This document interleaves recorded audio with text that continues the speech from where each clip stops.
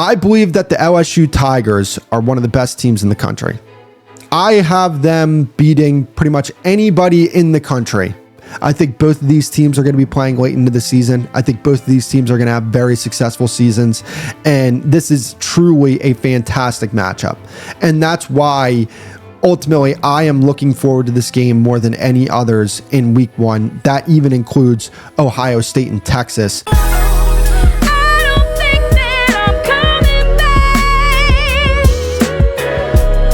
Hello, everybody. Welcome to the CEO Sports Show. My name is Kretschman. I am your host. And on today's video, we are going to be breaking down the game between the LSU Tigers and the Clemson Tigers for Saturday night, week one. Fantastic game with two teams that I believe are going to be in it till the very end. These are two teams that are returning some key players, and both these teams have potential to be very, very good football teams. Before we get into the video, please make sure to hit that like button, subscribe. I would greatly appreciate that.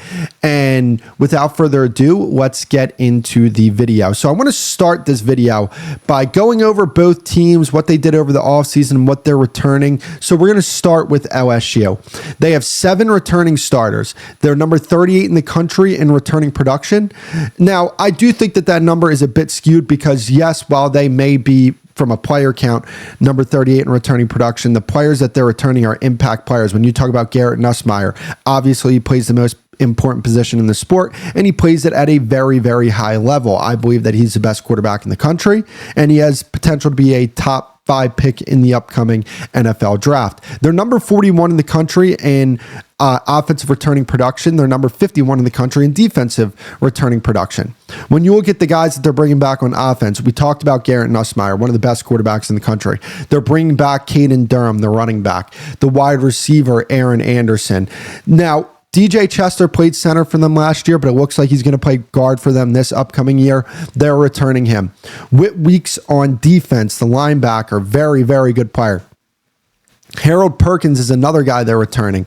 Ashton Stamps, the corner, the safety, Jordan Gilbert. They're returning key pieces to both their offensive and defensive side of the ball. But I think that they did a very good job in the transfer portal this offseason. They're number 1 in the country in transfer portal rankings, and they brought in a lot of guys. You talk about Patrick Payton, the edge from Florida State.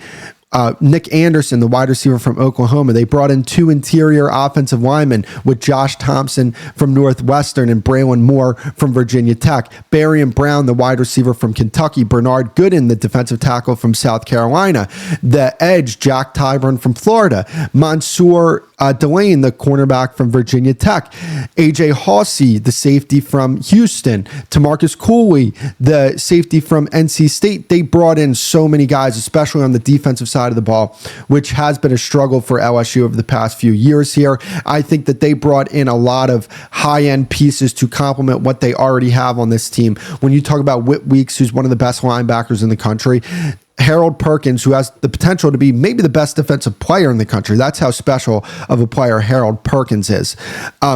They do have some key losses when you talk about Will Campbell, the offensive tackle, Emory Jones, the offensive tackle, Mason Taylor, the tight end, Kyron Lacey, rest in peace, the wide receiver, CJ Daniels, wide receiver, Braden Swinson, the edge, and Savion Jones, the edge. When you look at their offense, because I want to break down their offense and their defense, offensively, their play caller is Joe Sloan. Their offense is led by Garrett Nussmeier, who is a quarterback that's looked at as a Heisman candidate, and he is a potential top 10 draft pick. I think he's probably going to go top 5. I think he's going to have a big-time season, and NFL teams are going to be very interested in the services of Garrett Nussmeier. They struggled running the ball last season. They were ranked 14th in the SEC in run offense and 12th in the SEC in run blocking. Those numbers are by PFF. In 2024, LSU's offensive line was much better when it came to pass blocking than they were run blocking. They graded 5th in the SEC at pass blocking with a 71.6 grade.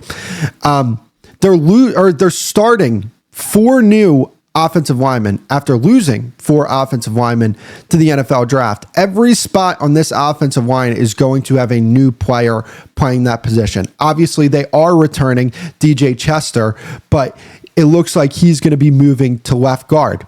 Starting at left tackle is going to be a redshirt sophomore named Tyree Adams. He was a 4-star recruit in the 2023 recruiting class. He's 6'7", 310 pounds, and in 2 career starts, PFF graded him with a 53.6 grade. He graded out better as a pass blocker, 58 overall, than he did as a run blocker, 53.4. He was considered below average in both by PFF. He has the tools to be a very good player, though. You talk about 6'7", 310 pounds. Obviously, the recruiting pedigree. I want to see what he does this upcoming season for the LSU Tigers. Starting at left guard is DJ Chester, the redshirt sophomore who started his redshirt freshman season at center. He struggled quite a bit. The move to left guard could be best for himself and the LSU Tigers. That's his natural position, and he does have 13 career starts. All of them are at center. Starting at center, though, is Braylon Moore, the redshirt junior from Virginia Tech. He's looking to provide quality play for the LSU Tigers this upcoming season. He graded out at a 67.5 overall grade with a better pass blocking grade than a run blocking grade. 76.9 as a pass blocker, 65.5 as a run blocker. He has 24 career starts. Starting at right guard is Josh Thompson from Northwestern. He's a 5th-year senior. PFF graded him as a 73.1 overall, and he graded out as a better pass blocker, 80, than he did as a run blocker, 73.4. I worry about the lack of reps together with the LSU offensive line. So that's something that I think we need to pay attention to this upcoming season. They do have plenty of talent at wide receiver, though. I mean, you talk about Aaron Anderson, Nick Anderson, the transfer from Oklahoma, Chris Hilton, Xavier Thomas, Barian Brown, the transfer from Kentucky, along with 2 very interesting tight ends, Bauer Sharp and Tradez Green. Overall, I think this offense has potential to be one of the nation's best. They have an elite quarterback with Garrett Nussmeier and weapons, and he's going to be able to get the ball to those guys. I expect that this offense will match the passing production that they had last year, but I do worry about the offensive line because of the lack of experience that they have playing with each other and whether or not they're going to have the cohesion needed to be able to be an effective unit. To me, when it comes to this LSU offense, if they can run the ball better, that's going to, I think, increase the ceiling of this football team. I know what they are when it comes to their passing attack. They have a very, very good passing attack. I would say an elite passing attack with the quarterback and the weapons that they have. If they can run the ball better, I think that's actually going to help the passing attack because you're going to be able to be more effective when it comes to play action. You're going to be able to open up that part of the playbook. And also, you're just going to be able to balance things out, take a little bit off of Garrett Nussmeier's plate, which he has a lot on it. So, that's something that LSU, if they're able to do this upcoming year, will be big for that team. Defensively, their play caller is Blake Baker. He is in his 2nd season with the LSU Tigers, and they did see improvement last year. They were the 82nd ranked defense in the country in 2023, and they improved to the 59th ranked defense in 2024. The way I look at this is this, right? Say you're in a weight loss, right? You weigh 300 pounds and you're losing weight. You may look and say, oh, great, I'm 270, 260 pounds. Well, that's progress. You made tremendous progress, and that's what I think the LSU defense did. Now, can they get that 270 down to 220 this year? Maybe they can, maybe they can't. They absolutely have the pieces to be able to do that. I believe in Blake Baker as a defensive play caller. So we'll see what happens there. They're going to depend on the transfers that they got big time. I mean, you talk about Patrick Payton. He was a guy that was looked at as a top 10 pick in last year's draft. Didn't have a great senior year with the Florida State Seminoles. Jack Tyburn from Florida, Bernard Gooden, AJ Halsey, and they're looking to complement the players that they already have on that defense with Whit Weeks, Harold Perkins, Ashton Stamps, and Jordan Gilbert. Right? Harold Perkins is going to be playing the star position for the LSU Tigers. The star position is a safety linebacker hybrid that's going to allow him to drop back in coverage, do what he's really good at, and also play against, play on the edge in pass rush situations. And that kind of hides some of his weaknesses with dealing with traffic against the run. The safety position is a position that is going to be much improved for the LSU Tigers this upcoming season. Obviously they have the addition of AJ Hawsey and Tamarcus Cooley to go along with Jordan Gilbert, Deshaun Spears, Javion Tavanio. I'm sorry, I definitely butchered that name. They have legit top end starters on this safety unit for the LSU Tigers, and they also have depth. So we'll see what happens with that position. Overall, when it comes to their defense, if LSU wants to be a national championship contender, their defense has to play good football. There's no ifs, ands, or buts about it. There is a lot to like about this LSU defense when it comes to the top end players and the depth to complement it. LSU ranked number 1 in transfer portal rankings, and a lot of those guys play on the defensive side of the ball. I personally believe that if the LSU Tigers defense doesn't take a step forward and play good football, it won't be because of the talent. I believe in Blake Baker and his ability to put these guys in a position to succeed. LSU has the type of offense to put numbers on the board, but relying on just their offensive firepower to win games is not a recipe for success when it comes to a national championship run. So overall, my thoughts about LSU is if they're able to run the ball better and play better defense, this team has a chance to be a national championship level team. I mean, that's just what it is. And that's what this is going to come down to with the LSU Tigers. Do I believe they're going to do that? I believe they're going to play better defense this year. No doubt about it. I think they have the potential to be a top 30 defense in the country, but I'm not 100% sure about their run game. I like Kane Dern for sure, but at the same time, I don't know if I believe in this offensive line. Now, their passing attack is going to be very effective, so maybe their run game is going to be complemented by the fact that they're going to be able to throw the ball as effectively as they can. But overall, I just need to see it from this team before I can really feel good about projecting whether or not this team is going to be better when it comes to running the football. So we broke down LSU. I want to break down Clemson. They have 16 returning starters. They're number 1 in returning production. They're number 1 in offensive returning production. They're number 7 in defensive returning production. When you look at their offense, they're bringing back a lot of guys. Obviously, the quarterback, Cade Klubnik, a guy that I look at as top 3 quarterback in the country. Bryant Wesco, wide receiver. TJ Moore, wide receiver. Antonio Williams, wide receiver. Tristan Lay, left tackle. The center, Ryan Lithicum. Right guard, Walter Parks. Right tackle, Blake Miller. I mean, they're returning 4 of their 5 offensive linemen. Defensively, I mean, look at all the guys they're returning. You talk about Peter Woods, TJ Parker, DeMonte Capehart, Sammy Brown, Wade Woodaz, Jaden Lucas, Avion Terrell, Khalil Barnes. I mean, that is just an impressive amount of players that they're able to keep, which is why, like, when people talk about Dabo Swinney and his transfer portal approach, I think he does win in the transfer portal. And the reason why I say that is because I think retention is just as important as, bringing in guys. I think retention is just as important as acquisition. And the fact that they're able to keep as many high-level players as they're able to keep, I think is a big reason to say that, hey, maybe Dabo Swinney is doing this thing the right way. And when you look at his roster this upcoming season, and the fact that even though he doesn't really, last year he didn't have a single transfer portal player come in, they still won the ACC last year. They still had a really good season. Right? Like, yeah, there were some things that they need to be better at this season than they were, last season. But at the same time, they did some really good things. Winning the ACC is nothing to sneeze at. And they did that last year. But again, no incoming transfers. This year, it's different. Now, they're 82 in transfer portal rankings, but I like the way they approach this. I like the way that they got a guy like Tristan Smith to add to that wide receiver room. They added the edge Will Held from Purdue. Jeremiah Alexander from Alabama, right? They're using the portal to fill in certain areas of this team. And I think Dabo Swinney definitely deserves credit for changing things up, but not being too drastic with this change, because that is a recruiting pitch to these guys. Hey, look, you don't need to go play somewhere else because we're going to bring somebody in to replace you. It's a recruiting pitch. And that's why Clemson has recruited well. And that's why they have the potential to win a national championship this upcoming year with the returning production that they have. Their offensive play caller, Garrett Riley.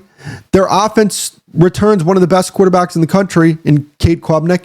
He really came into his own towards the end of last season. He threw for 3,639 yards, 36 touchdowns to 6 interceptions on a 63.4% completion percentage. Clemson is returning 4 of their 5 offensive linemen. Left tackle Tristan Lay, center Ryan Lithicum, right guard Walter Parks, and right tackle Blake Miller. At the current moment, it looks like Colin Sadler will be replacing Marcus Tate at left guard. He has won the position battle there, or so it looks like, with Harris Sewell. Clemson's offensive line is experienced. They have continuity. And, the way they're looked at in the country is they're looked at as a top 10 unit in the country. So, you have the offensive line to go with the quarterback. And we're also going to talk about the receivers because they might have the best receiver room in the entire country. Junior Antonio Williams with 2 true sophomores in Bryant Wesco and TJ Moore to go along with a 4-star transfer in Tristan Smith from Southeast Missouri State. It's a really, really good offensive structure when you talk about quarterback, offensive line, wide receiver. They're going to be able to put points on the board. And they have the defense that we'll talk about in a bit here, that they're going to be able to do some really good things. The Clemson Tigers, they have multiple options at running back. They have the former wide receiver, Adam Randall. They have redshirt freshman, David Izomum. I'm sorry, I probably mispronounced that. And true freshman, Gideon Davison, who a lot of people are very excited about. I don't know if they have a great option at running back. I'm not 100% sure of that, but because of this passing game, I think that they'll be able to at least be effective there. Clemson, they have a lot of returning players coming back to their offense, the quarterback, offensive line, wide receivers. Although I have my concerns with Clemson's run game, their passing attack is going to be so good that I think it's going to make life easier for their running backs. They're going to be able to run into wider boxes, which will allow them to have the proper balance that they need to have to win big games. Returning Cade Klubnik is huge for the program. He's one of the 5 best quarterbacks in the country and will be a big reason why this team will be successful on offense. I think there is a very good case to be made that this is the best offense in the country. And I think you win that conversation. Defensively, their play caller, Tom Allen. The Clemson Tigers, they ranked 49th in team defense last season. And with that ranking, you look at that as underwhelming for the Clemson Tigers relative to the talent that they have. They decided to move on from defensive coordinator Wes Goodwin for Tom Allen, right? So they moved on from Wes Goodwin to Tom Allen. He was at Penn State last year. They were 8th in the country in team defense. With the talent that Clemson has on their defense, they look to Tom Allen to give them an advantage schematically that they feel like they didn't have in years past with Goodwin. The defense, I should say, is extremely talented, right, on defense. It's loaded with NFL draft picks. It's headlined by Peter Woods, TJ Parker, Avion Terrell, etc., right? They have so many guys that could potentially be NFL draft picks. Their run defense was not good last year. They were 60th in the country. They gave up 150.8 yards per game on the ground, and they had a very bad performance, allowing 292 yards on the ground to the Texas Longhorns in that playoff game last year. They averaged, by the way, 6.1 yards per carry given up. That's just not good. They need to be better there, and I think they're going to be better under Tom Allen. I really believe that. Clemson's defensive line, they're incredible. They're the best in the country to me. They have, players like Will Held, the transfer from Purdue. They have Stephen Green. I know I'm sorry if I mispronounce these names. DeMonte Capehart, Cade Denoff, Jaheim Lawson, and 5-star freshman Amari Adams to complement the 2 top 10 picks in TJ Parker and Peter Woods. 2 tremendous players and a tremendous offense or defensive line as a whole. They're going to be able to make things happen on the defensive line. They're going to be able to win games because of their defensive line. Peter Woods is as great of a defensive tackle that you'll see in college football. He has the ability to anchor. and use his strength to play nose tackle, and then move over to 3 technique and use his movement skills. And he could be elite at both of those positions. He could play anywhere on the defensive line and be good. But when you talk about what he can do from the 0 technique to the 3 technique, I mean, this guy can be elite wherever he plays. Their secondary, it's a very good unit. Right? They have Avion Terrell, who, by the way, yes, he is AJ Terrell's brother, but he is more than just AJ Terrell's brother. This guy is a potential first-round draft pick. On the other side, they have Ashton Hampton, who had a very impressive true freshman season. Khalil Barnes, Kylan Griffin, Ricardo Jones. They round out the rest of the secondary. Clemson is also very good at linebacker as well, with Wade Woodaz, Sammy Brown. Woodaz is a 4th-year senior. Him and Brown are a very interesting combo because you have the veteran leadership in Brown, but you also have, Woodaz. You have the veteran leadership in Woodaz, but you have the, young, talented Sammy Brown, who was a 5-star recruit, and he could potentially break out and be one of the nation's best linebackers. Overall, Clemson has a chance to be a truly great defense this upcoming year. The type of defense that we talk about for a long time, very much like the Georgia defenses. Tom Allen being hired as the defensive coordinator is the move that could really get this Clemson defense to play up to the potential that they have. This defense's identity is going to come from their elite defensive line, and they'll be able to break games because of how talented they are at the top end with TJ Parker and Peter Woods, but also with the talent that they have complementing them. And the rest of the defense is going to play very well because of how good this defensive line is and with the talent that they have in those units. This defensive unit, to me, has no excuse to not be one of the nation's best and help them win games late into the season. So what is my prediction for this game? I believe that the LSU Tigers are one of the best teams in the country. I have them beating pretty much anybody in the country but Clemson, because I believe Clemson is the best team in the country. I believe Clemson is going to go undefeated this year and win the national championship. That's the type of talent that they have returning. That's the type of talent that they have on this football team. That's the type of coaching that they have. And I just think that when you look at this game as a whole, I think that this game is going to be won by Clemson's defensive line taking advantage of the inexperience and lack of continuity that LSU's defensive line has. And that's what this is going to come down to. I think Clemson is going to be able to do enough over the air to move the ball on LSU's defense, which I think will be improved. But again, there's a lot of new pieces there. I think they'll be able to do enough defensively to affect Garrett Nussmeier and this explosive LSU offense. I think that this is a game that we look at and say, this is a classic of a week 1 matchup. I think both of these teams are going to be playing late into the season. I think both of these teams are going to have very successful seasons. And this is truly a fantastic matchup. And that's why ultimately, I am looking forward to this game more than any others in week 1. That even includes Ohio State and Texas, even though, as you guys see in the background, I am an Ohio State fan. I'm looking forward to this game more because I think that these are two teams that have a legit shot. I think Clemson is going to win the ACC. And right now, my pick to win the SEC is Alabama, but I have LSU in that game. I think that they're going to be playing in that game against Alabama, right? It's really hard to predict who's going to win the SEC, but Clemson is going to be up there. So both of these teams are two great teams. I just think that Clemson is going to get the edge here.